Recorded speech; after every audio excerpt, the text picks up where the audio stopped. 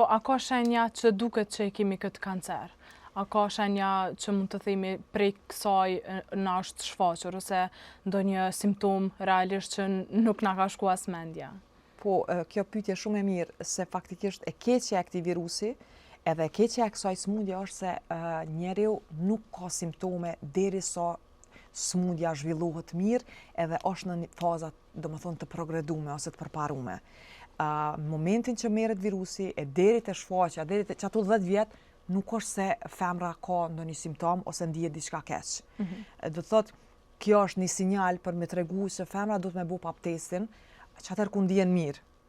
Do të thonë, nuk është se duhet diçka me i shty me bëu pap testin. Do të thonë, ato testime mund të mu bëu edhe për qef. Po, do të thotë, zakonisht në shumë vende që kanë më të zhvilluar, janë vende më të zhvilluara në përgjithësi, femrat kanë kalendare, të cilat, për shembull, dikush e lidh me ditëlindjen, du me bëu 3 ditëlindje me radhë pap testin.